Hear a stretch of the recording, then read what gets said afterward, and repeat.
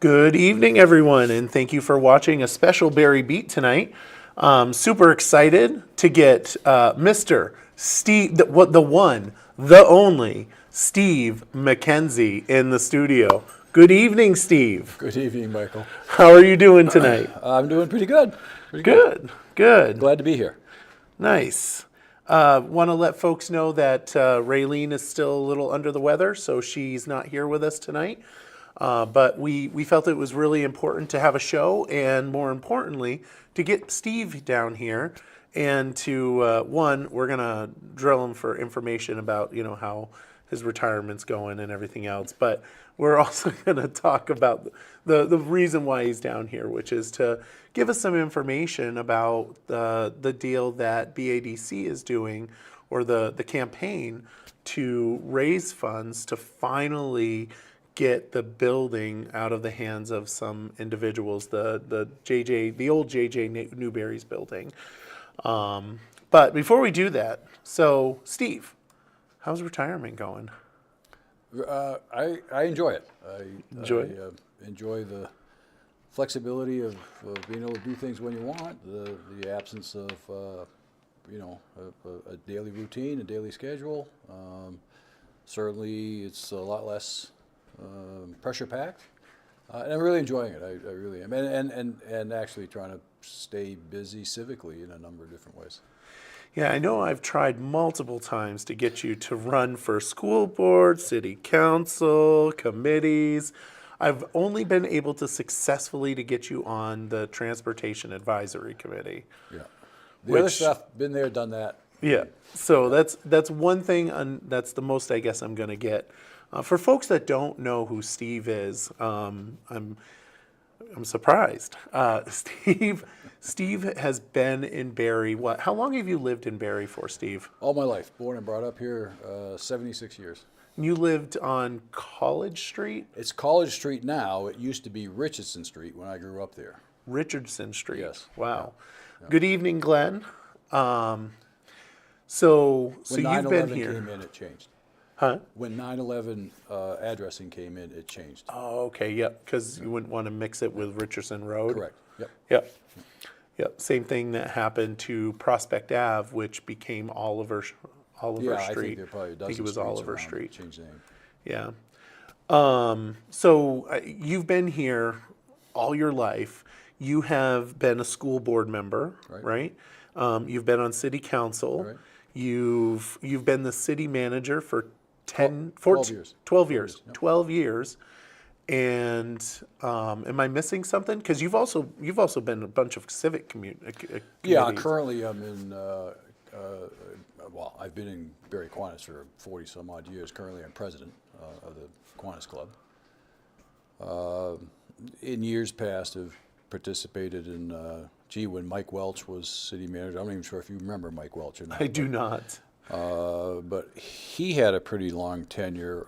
It might have been 8 years or so. But when he was city manager, I got involved in a budget committee, water committee, Barre City, Barre Town Water Committee, years and years ago. Made some good friends with folks from the town who served on the committee. So it's been civically involved in a number of different ways over the years. You've given a lot to Barre City for sure. Well, thank you. And I know that I appreciate it, and I know a lot of people have appreciated. Yeah. And even in your retirement, you're still giving. And which is why you're here tonight, is because you want to talk about something that you're currently working on with BADC, which for folks that don't know, BADC is Barre Area Development. It's our development corporation within Barre City and Barre Town. And Jacqueline Higgins says hello. Well, hello. Hi, Jackie. So tell me, what is this thing that's going on? Yeah, well, it's a project that I dubbed the 143 Main Street Initiative. And 143 Main Street, of course, is the address of the JJ Newberrys building, and also the building next to it, which I think it was the old Gladstone shoe store at one time. They look like two separate structures. They're actually one building. But this initiative is a project started that I proposed the concept to the board of directors of BADC quite some time ago, actually, in the spring, I think around May. And it was just after we had done some strategic planning at the BADC level, and also after a series of flood forums that had been held in the community to try to deal with recovery of the community after the floods. And a common complaint that came out of all of those forums and out of the strategic planning process was that abandoned building on downtown Barre. It's I think, number one complaint on the street. I realize we have other issues and so on, but it's been an eyesore, it's been a complaint and talked about for at least 10 years. I think the building has been abandoned for 15 years. So I know that the city, or knew that the city had made an offer to buy the property, but it wasn't taken seriously by the property owners. So after hearing the complaints again and again and again at the forums and in the strategic planning process, I said, well, somebody's got to do something about it. So my proposal to the board of directors, which they all endorsed, unanimously endorsed as a concept, was that a credible offer had to be made to the current owners. And by credible offer, I meant it had to be sizable enough financially, and it had to be done in a very formal, very legal way, not just an email, not a letter or whatever, but so we developed a legally binding purchase option. And I had worked with Jeff Jacobs, who's one of the two owners. Steve Lewenstein is the other owner. He lives in Newport, Rhode Island. But I'd worked with Jeff Jacobs way back in the early years of my tenure as city manager because we needed to buy a property from him to develop the Enterprise Alley project. That property was the TNT building, if anybody remembers that. But at any rate, I was able to resurrect a purchase and sale agreement that had gone dormant, had actually expired, but resurrected that deal, and so that was the first time I'd ever worked with Jeff Jacobs. So I thought that might be enough of a connection to be able to approach him with this offer. So we prepared an offer, and I said it had to be credible. So the asking price for the property, we understand it has been as much as 1.2 to 1.4 $1 million, clearly far and away more than what the property assesses at. The property assesses at $325,000. In today's market, a sale of that property would certainly go for more than $325,000. Would it go for $1 million? Who knows? But I felt that there had to be a credible offer and not one that met their asking price. So we prepared that offer. I started this initiative in May, and it took probably until November to pull everything together. Had a number of conversations with Mr. Jacobs leading up to putting forth a proposal, and put forth a proposal in November, the purchase proposal, which was the purchase option. And it took about 4 to 6 weeks for it to work through to a point where it was, they executed it. Jeff and Steve executed the purchase option.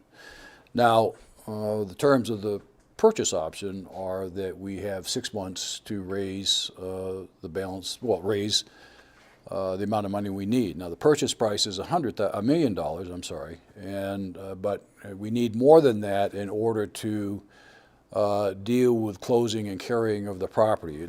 So we set a fundraising goal of $1.1 million, $1 million to purchase it, and $100,000 for closing costs, property transfer tax, and other, I'm sure, latent costs that will be involved in carrying and transferring the property. So $1,000,001 is the goal. Then the next step, once we had an executed purchase option, the next step was to approach the city council, because I knew that they had allocated, a previous council had allocated $400,000, which again wasn't accepted, but I thought if the council saw fit to do that once, that they would see fit to do it again. And having a financial allocation from the council and the endorsement of the council would be a huge step in a very significant fundraising campaign. So it was critically important to achieve that endorsement and achieve that financial commitment. And after a few meetings with the council, and one, I think the last one was at the end of December, the council voted to make that allocation. So in addition to that, there are 15 directors on the board of Barre Area Development Corporation. And collectively, the directors have pledged $75,000, which works out to about an average of $5,000 per director, which I felt was important because I feel the directors need to have skin in the game behind this proposal. So we've raised $475,000 out of that $1.1 million goal, and that's about 40% of the goal we need. So we're off to a good start. Pretty good I start. didn't know if you had a question. Yeah, well, I do want to, let's talk about the board, Yeah. right? One thing that folks may not know, and not everybody knows who or what BADC is, but let's talk about the board, Sure. right? You've got Carl Rinker, which, you know, almost everybody knows Carl. I mean, he's been very active in our community since Carl the is dawn a of board creation. member, and he's serving as interim director now and has been since, I think, October. Yeah. And like I said, has been in our community since the dawn of creation. Used to Oh, own. yeah. I remember in high school. And then we've got Robert Lord. Yeah. And of course, Steve Mackenzie. Yeah. But we have Bob Lord, who's president of E.F. Wall Associates, a local construction company. We've got, in no David particular Sitchell. order, pardon? David Sitchell, who's David Sickle. or Sickle. Oh, Yeah, why am I Sickle. saying Sitchell? Well, Sitchell. I've made that mistake too before. But Okay, David Sickle. I'm sorry, Dave. Who's retired but served many years with the Vermont League of Cities and Towns. And he's on the Planning Commission. Yes, I think he's chair of the Planning Commission, if I'm not mistaken. Yes, I believe so. And then there's Al Flory. Al Flory, who recently retired from Northfield Savings Bank. Yeah, and Sarah Fields. Sarah Field, who's Or Field. Sarah Field, who's a local lawyer. And has donated hours of time to Barre City. Well, and not of that, And- and to this particular True, initiative as well. true. Yes. Well, I know that for professional services, she Yep. has been very helpful in Barre City. Yeah, yeah. And then Paul Hutchins Yep. and Robert Hutchins. Yes. Paul Hutchins retired from Rock of Ages Corporation. Paul Hutchins is current owner and has been for many years of the La Jeunesse Interiors. And Chrissy Bellavance. Yes, yeah, from the Bellavance family. Yep. And And Marcus Browning. Yeah, Which Stone and Browning. Yeah. Tony Campos. Yeah, Son of Vermont TV. Yep. Jennifer Galfetti. Yes, yeah, Eddie Roos. yep, And Dave Rubel. And Amy White. All Yes. very, and I bring up their names because these are pillars of our community. People that have donated blood, sweat, and tears to our community. Yeah. And I know that it sounds like, oh please. But no, it's true. I mean, it's really true. I mean, I look at Eddie Roos, right? He was on our school board. He is the president of the SHS Foundation, right? yes, yep, yep. And these are people that are He's very like, active in Rotary. Right. Very active in helping run the concession up at the BOR stand. people that are dedicated to Barre, and they have decided to endorse this plan, right? Yes, yep. And that's something that, when you've got all these really intelligent, successful people that have bled and sweat tears into Barre City, are endorsing a plan, might want to consider what's the plan, right? Yeah. And you're right. I mean, City Council, I was there when we made that decision to offer the $400,000. Made me a little sick in my stomach when I was there, because of personal issues and Sure.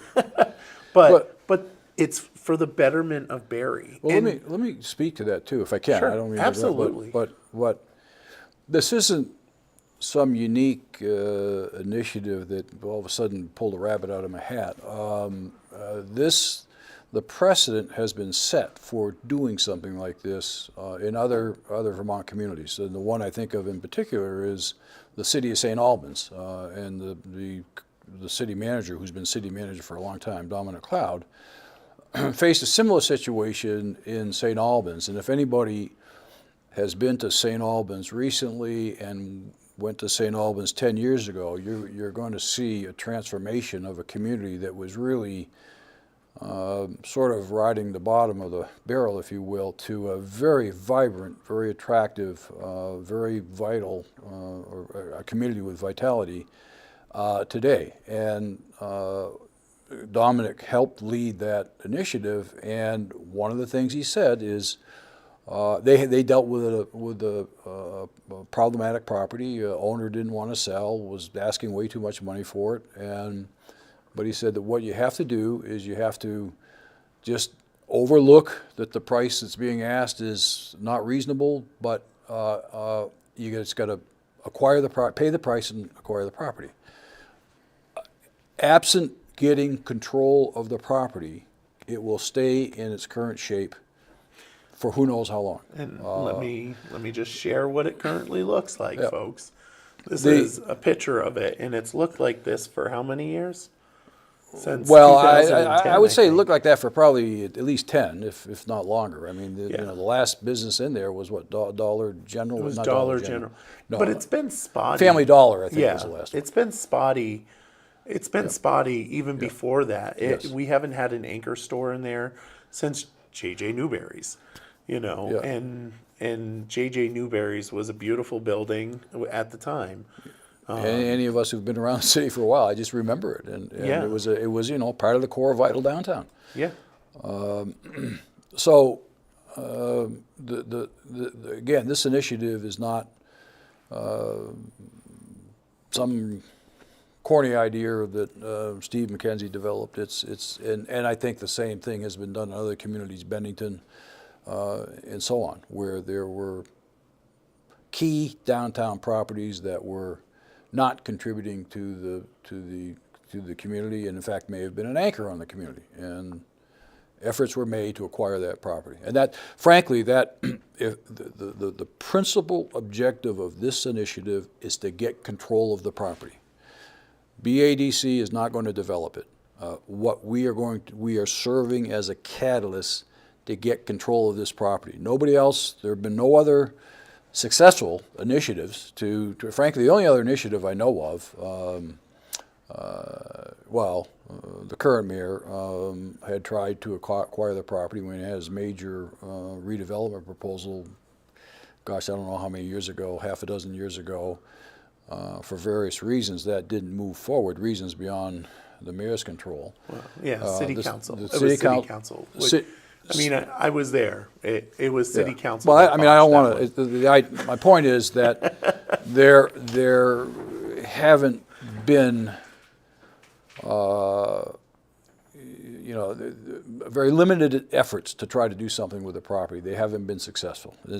Other than this, there's nothing current on the table. Hasn't been for at least a couple of years, and this is. I just felt that somebody had to try to do something to get control of this property. And that's the principal objective of this initiative. And once we get that done with somebody who wants to do something with the property, meaning BADC, and by that I mean, so we want to get control of it, and the likely course of action is that we would turn it over to the city. and the city can access grants that, state and federal grants for preparing the property to eventually be acquired by a developer who can and will develop it. And I think the thing I want to say about that is there's been some criticism that, well, you don't have a plan. Well, it's not realistic to think you're going to have a plan for a property you don't own. You're not going to invest in the extensive investment required to prepare a development plan for a property you don't own. And quite frankly, if you develop a plan for a property you don't own, the price of the property is going to go up. Yeah. So it's counterintuitive but again, it's not realistic to think you're going to spend hundreds of thousands of dollars developing a plan for a property you don't own.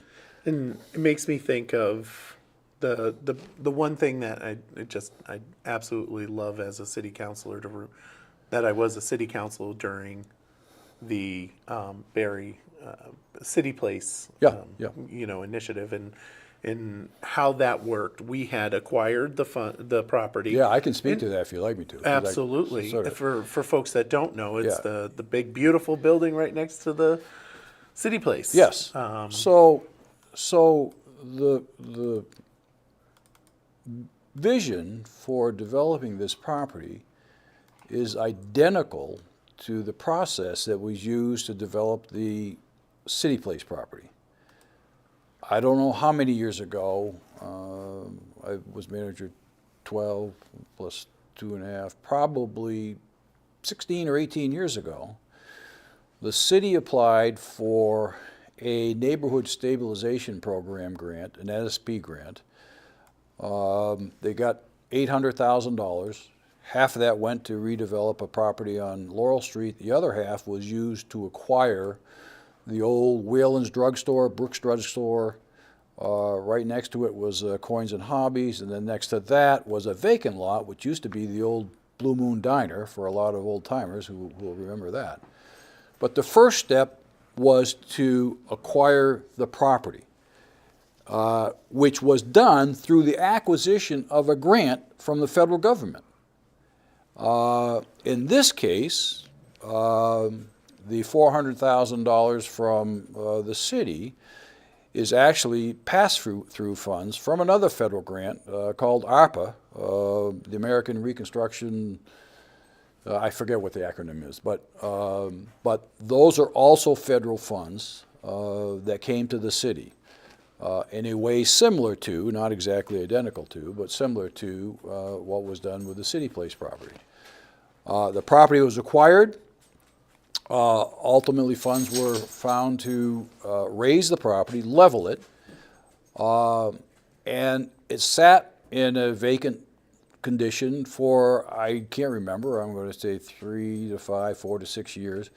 At some point, and there was at the beginning, early in my tenure as manager, we actually made a mini park in that, and there were sculptures added, so it was a mini park, a sculpture park, and I think it was very well received at the time. Until Mayor Lozon was elected, and one of his initiatives was to do something with that property. So early in my administration, we worked with the council, we developed requests for proposals, sent those out to developers, received 3 credible proposals. The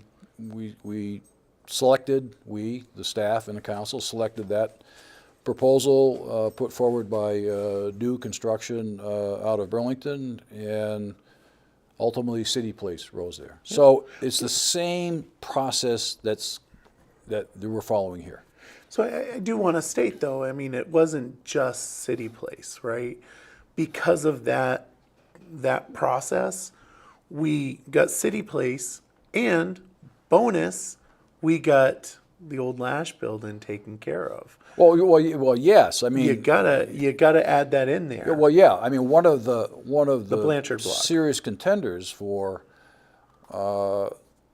again, what became City Place, but that proposal was Granite City Developers, which Mark Nicholson and his family and John Benoit and his family They joined and they put forth a very credible proposal. It was a really tough call. The nod went to do, but they didn't pick up their ball and go home. What they did was they looked around and they looked at the vacant Lash building, which also had sat dormant for a number of years, I don't know how long, and they turned around and they did a absolutely fantastic job of redeveloping that building into first-class office space. And anybody who's been in there can see that. It's gorgeous. It's gorgeous. Absolutely. So we really got, a couple bangs for the buck on that one. We did. And I'm not saying that that could happen again, because maybe that was, but, I mean, you won't know unless you try. Well, yeah, well. And that's the thing. That's you can say that about this initiative. You won't know unless you try. Exactly. And that's what I'm Yeah. trying to say is Yeah. that you won't know. And the fact that maybe we could get 3-4 developers says, hey, I want to do business here. And next thing you know, they're developing that building. And who knows what else they could develop. There's lots of spaces in Barre City that could absolutely use some love of redevelopment. Yeah. And especially, as we talk about maybe our North End, it's just, the opportunities are endless. I do want to make a comment about the purchase price. Yeah, Not sure. purchase price, but the purchase of the building. One thing that, actually, let me circle back on a couple things. One, it's not necessarily, it doesn't have to be ARPA. That building actually qualifies for TIF, right? The purchase I of believe it would, although Yeah. I think TIF has to be extended and. Working on it. Yeah, my no, friend, working on I it. realize that. Yeah. The bill is already in the works, waiting to be drafted and sent back to me, along with getting our I believe there are a 400,000. lot of people working on extending TIF for not only for Barre, but for other communities as Yeah. well. I mean, Well, one of the bills that I've submitted as a state rep is a project-specific TIF, an extension of our TIF, and also to get our money back that we paid extra into the education fund. yeah. All those are going to be popping out probably in the next couple weeks. But to circle back on some of the actions that have been done, you mentioned that we attempted to purchase it for $400,000, 3-4 years ago, which did have unanimous consent of the council at the time.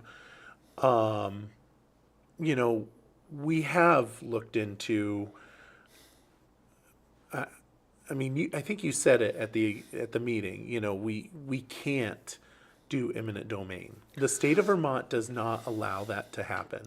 It's not an option. And everybody's like, well, eminent domain it. Yeah, maybe in Connecticut, but not in Vermont. There's legislation that says you cannot do it. I've recently been told that, and so there's that. But I think the practical reality of it is that eminent domain, particularly in Vermont, is an extremely unique approach. Yeah. It sounds good. I think in practice, I'm not an expert, but my judgment says in practice, it's probably not a practical solution. I believe the reality is that it would be a protracted, substantially expensive legal battle, and I would venture to say that there would be more money spent in legal fees Yep. than the $400,000 that the city is going to give, and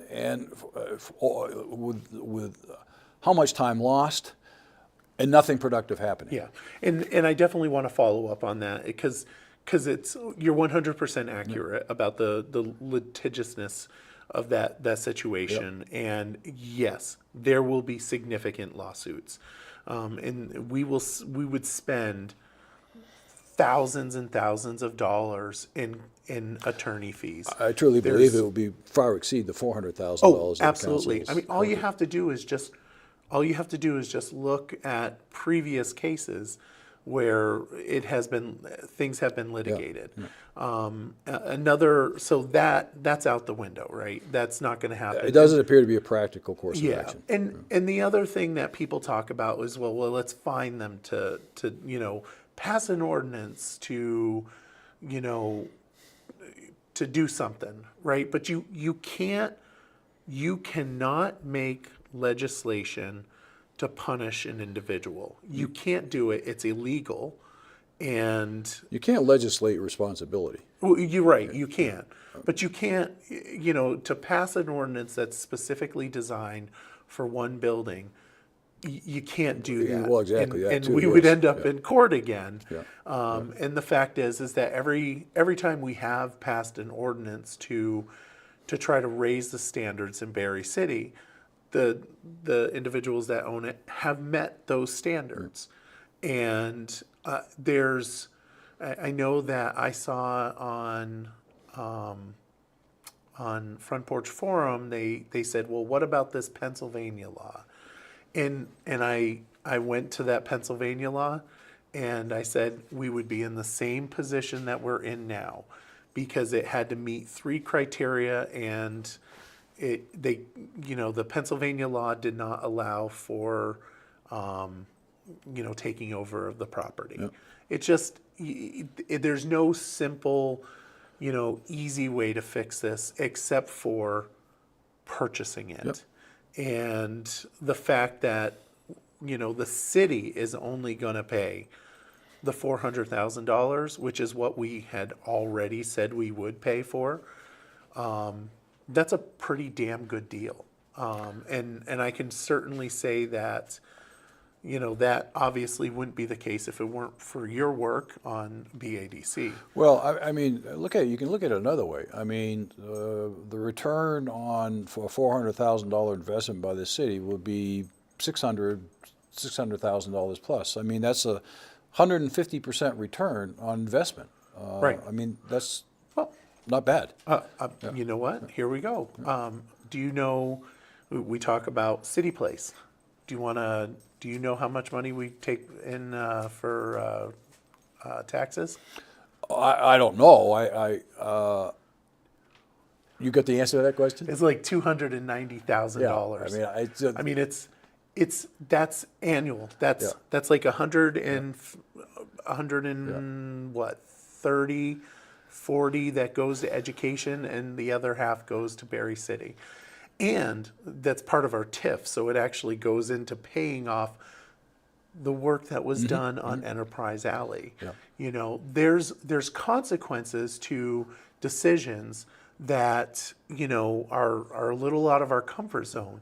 And some of those consequences are really good. Yeah. You go to the Enterprise Alley and you see the work that you did, because that was an initiative by you. Well, And- not by me. I mean, well- I implemented it because I was manager, but Well, there's yeah, a lot of but people who. Let me just tell everybody, Steve was pushing for that. He liked it.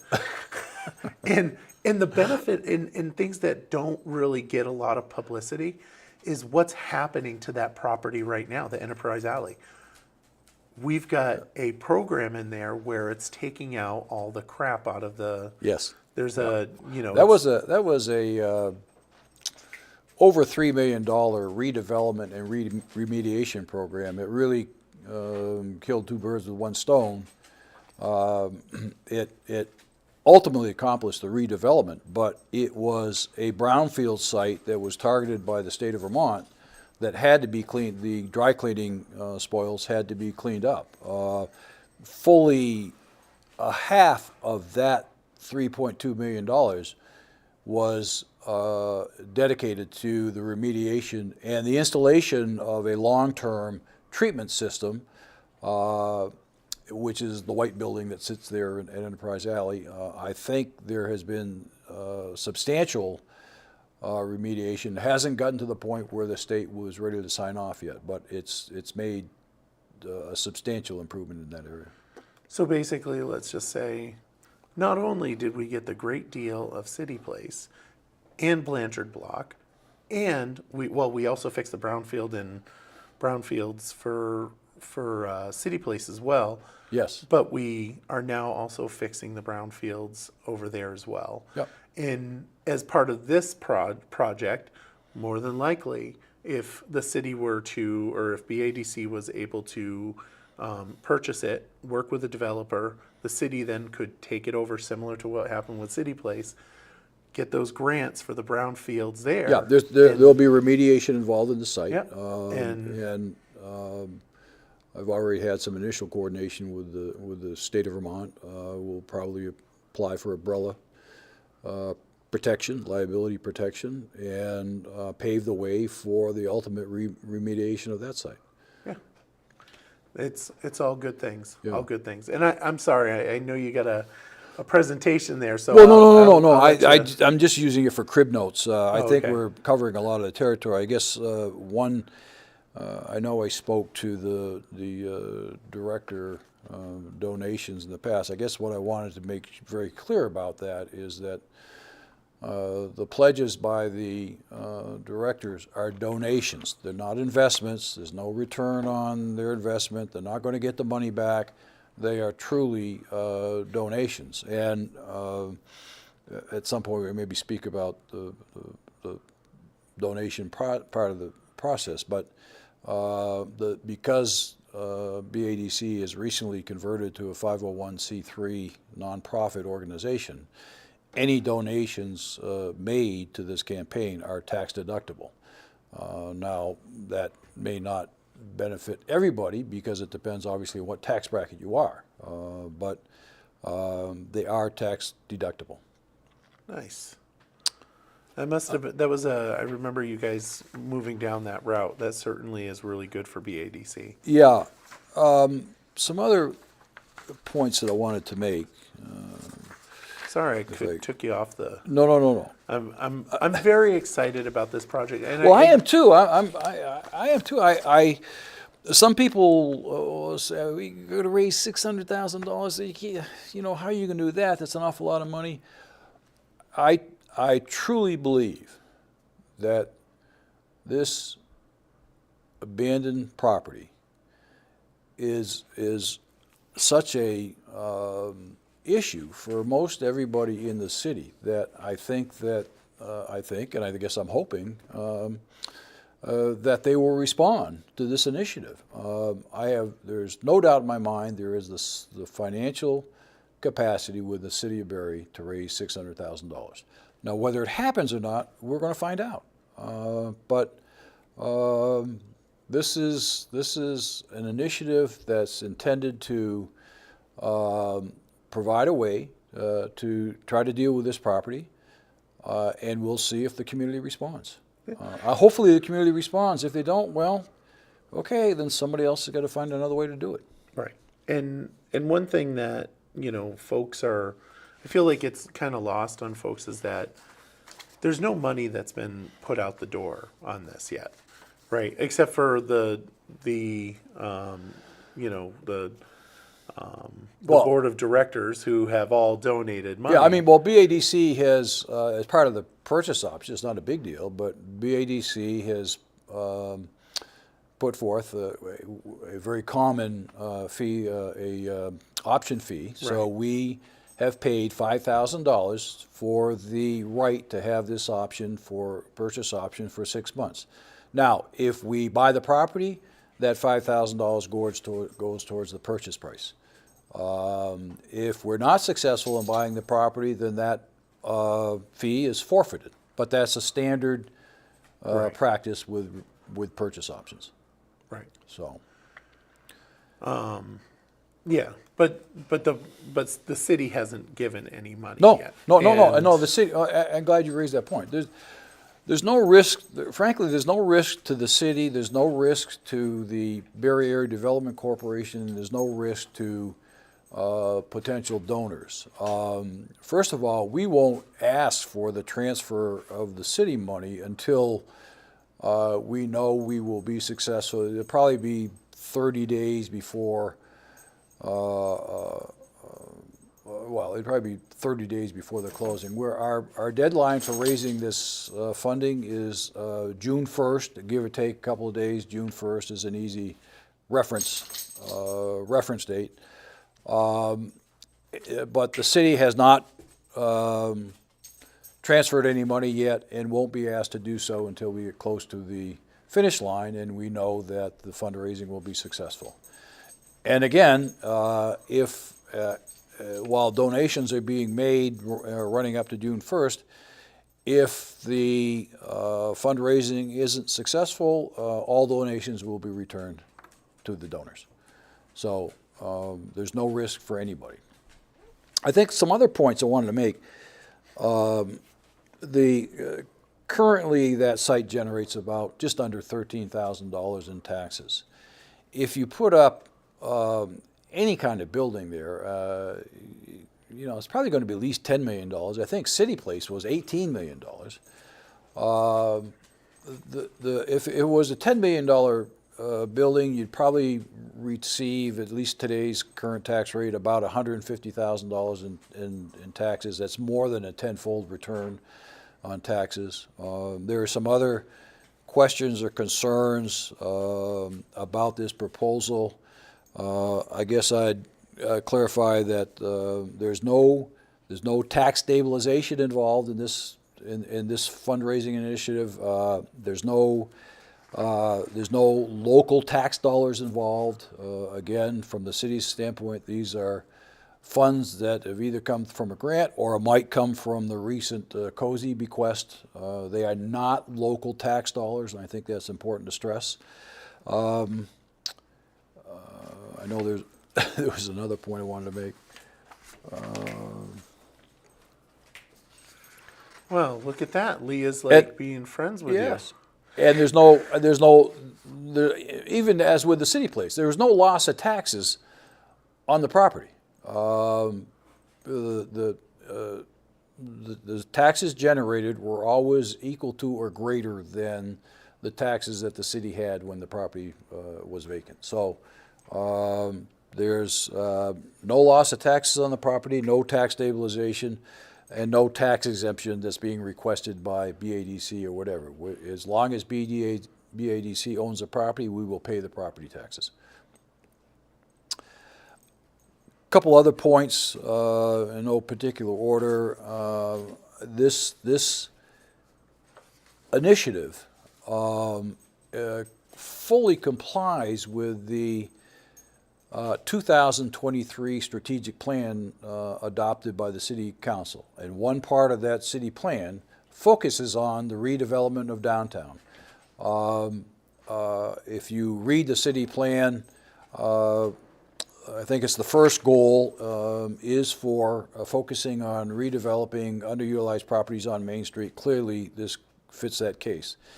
In addition, it's also what's called an infill property, where it's not new development outside the city downtown. It's in the city downtown. It's replacing an abandoned property with a new performing property. So from that respect, it kills two birds with one stone. It meets and fully complies with the city's strategic plan, and it's an infill property. It's just, I mean, from my way of thinking, this checks an awful lot of boxes. Yeah. Let's see here.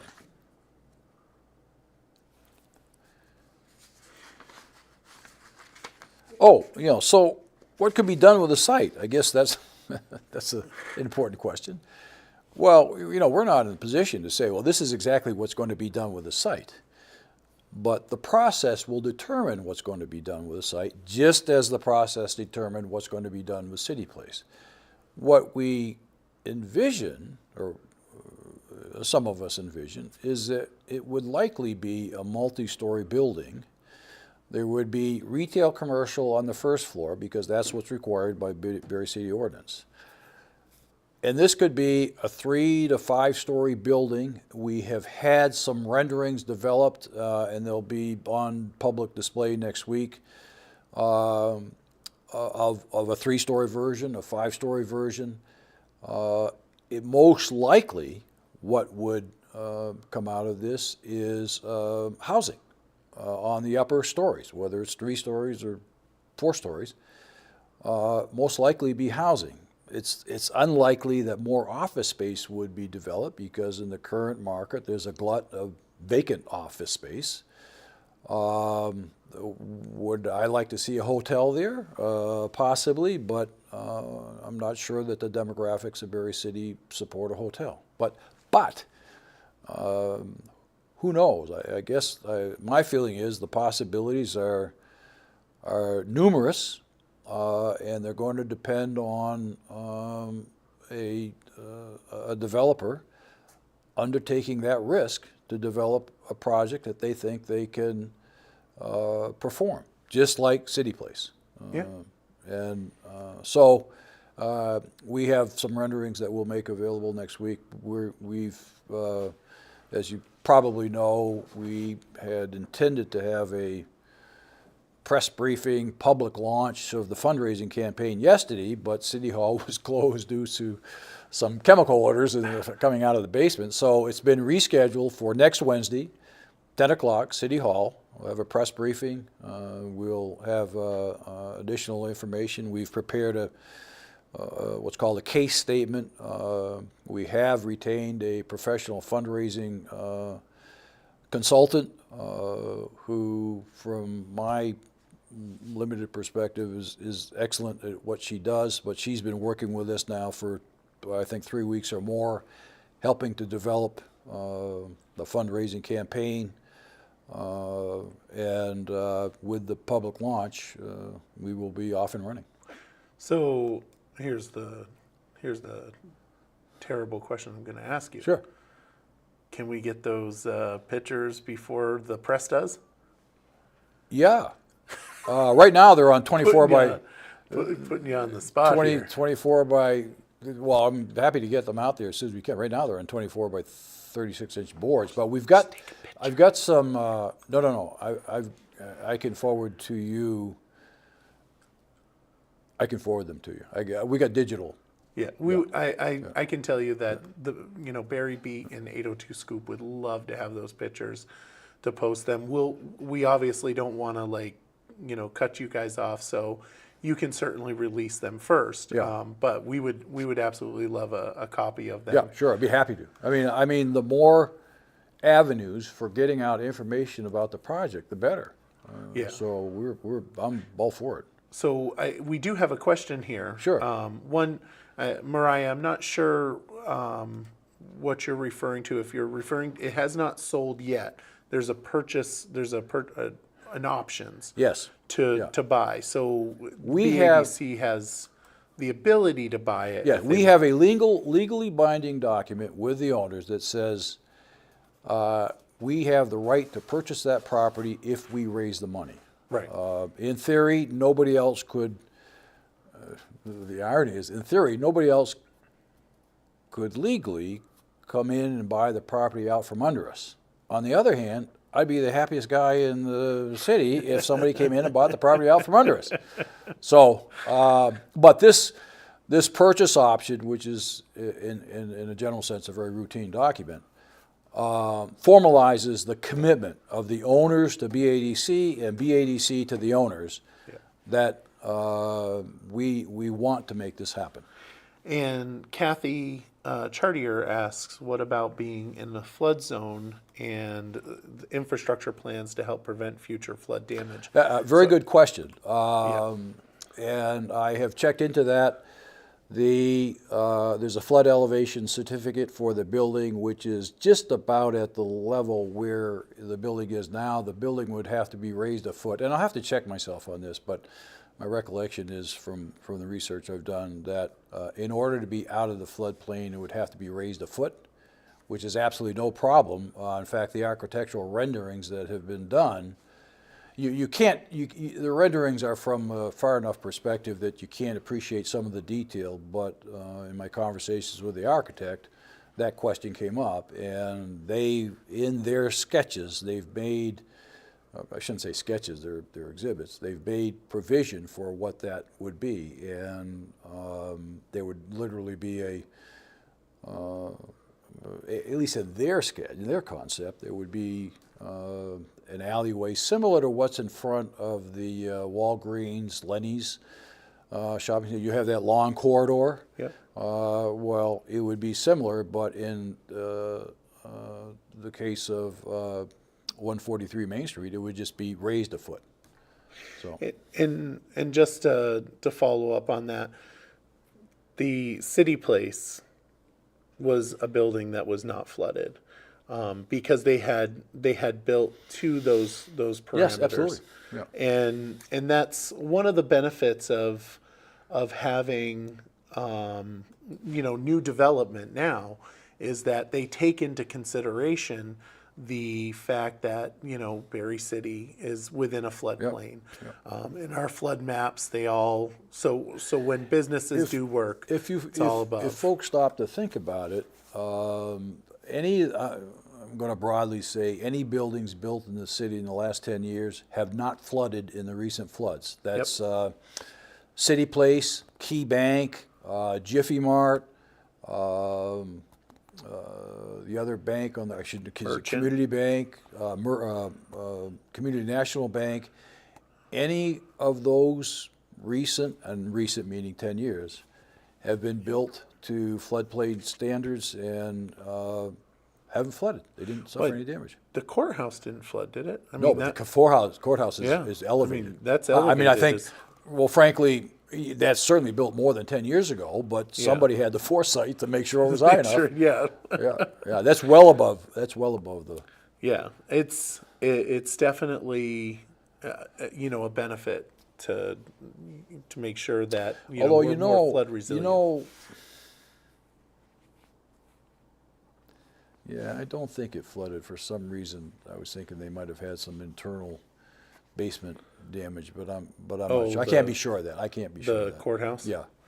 But either way, the other ones that have been built within the last 10 years, since our floodplain maps. So this would have to conform to the floodplain maps, and so any new construction has got to be flood resistant. So that's another building on Main Street that's not going to be negatively impacted by flood, Right. which, we're all aware is likely to be more problematic as the future. Yeah, they're probably going to be more, right. not less. Yeah, unless we dredge the damn river. BADC isn't going to take that on. That's okay. There's a big omnibus flood bill coming, and guess what? It has riverbed maintenance in it. Yeah, that's the term du jour. Yeah. So, do you have anything else you want to? Well, I guess I would recap sort of in summary. I just made some bullet points, but so the 143 Main Street Initiative addresses the #1 chronic down street complaint. It's consistent with the city's strategic plan. It's an infill project with housing potential. No loss of taxes to the city. There's no risk to the city funding.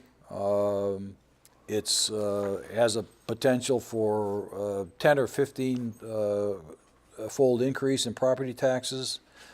The BADC directors have skin in the game of up to not up to, but 75,000. There are no director conflicts with this initiative. There's no personal gain by any of the directors. This is a civic initiative undertaken by BADC. And my view is let's let the public decide. If the community who's so upset with this abandoned building really wants to do something about it, this is a way to do it. And I can't guarantee it, but I personally believe, and I'm reasonably confident that the financial ability of the community is there to sustain this. All right. Well, so Steve says, let's do it. Yeah, let's do it. Let's go for it. Jeff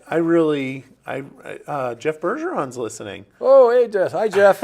He says, I think the courthouse basement flooding was due to a malfunction during the sprinkler system annual inspection. And testing. I thought I remembered something about that. Yeah. Thanks, Jeff. So there we go. Another building that's built to floodplain standards. So, Steve, I just want to say thank you so very much for coming in and giving us this information. It's extremely crucial for our community to have it. You know, what often happens is, you know, we hear things out on Facebook, Front Porch Forum, and we don't really know what's going on. And I know that there's, you know, a lot of times people don't know, you know, feels like things are happening quickly, but there's a lot of work, a lot of time that goes into this stuff, and, you know, people know about it. It's just, you know, Yeah, what I find, frankly, I'm not on Facebook or Front Page Forum, in part because what I find is that, or what I've heard is there are a lot of speculative comments or uninformed comments where people have perceptions, but they don't have the facts. Right. And this is what this is for, Yep. to get those facts out there. And you coming down here and presenting this is getting those facts out there. And I know I appreciate it. I see the comments on here. People are super appreciative of you giving this Well, information I enjoy out. it. I mean, you make this forum pretty easy. This is I'm like having coffee. I know. I've been known as I can't remember what Raylene called me. I'm a puff piece person. Yeah. I'm nice. I try to be nice to everybody. Yeah. That'll get you further in the long run. True. The other thing I want to say, you know, if anybody, I'd be happy to, you know, I've got a number of, I guess, speaking engagements or whatever. I'm going to be speaking to Rotary. I'll try to line up a thing to Lions. But if anybody has any questions, I'm more than happy to either take a phone call. My phone number is 802-477-2255, or my email address. It's kind of long, but it's smckenzie2@myfairpoint.net. So smckenzie2@myfairpoint.net. I'd be happy to answer any questions, sit down with anybody, have coffee with anybody. I really believe in this, and I'm very hopeful that it's successful. Yeah, and people can also reach out directly to BADC. Oh, well, yeah. Sure, yes, we have all of this information on the BADC website, and I believe the attribution for that goes to Carl Rinker, and I believe Shannon Alexander had. If you go in and take a look at that website, I think they did a terrific job in putting that together, and it's got I think it's got every bit of information you need. It's got our the case statement. It's got information on how to donate. You can actually donate online through the website. So by all means, please go to badc.com, and you'll find it's right on the home page. Click on the link, and it'll take you right to this whole initiative. All right, and just as a side note, as an addition, before we go, I do want to say congratulations to the $1 million that's in the Budget Adjustment Act from the governor's office for Prospect Heights. Yeah, you can probably thank the mayor for that. I had nothing to do with that. But that's another thing that Barre area development is involved in. Yes. Yeah. And it just goes to show the good work that you guys are doing. Yeah. But all right. Well, Steve, once again, thank you for coming. I enjoyed it. I'm glad to be here. And I'd come back again another couple of months if we need to. Anytime you want, the mic is here. If you want, you can even start your own podcast. Oh, no. You can do it. That's above my pay grade. That's above your pay grade? Yeah. All right. Thank you very much, Mike. I really enjoyed this. Thank you. Yeah. Thank you very much. Yeah. And want to say thank you to everybody for watching the Barre Beat podcast live from the Inside Scoop Studios here on Main Street, Barre, Vermont. We hope you have a lovely evening.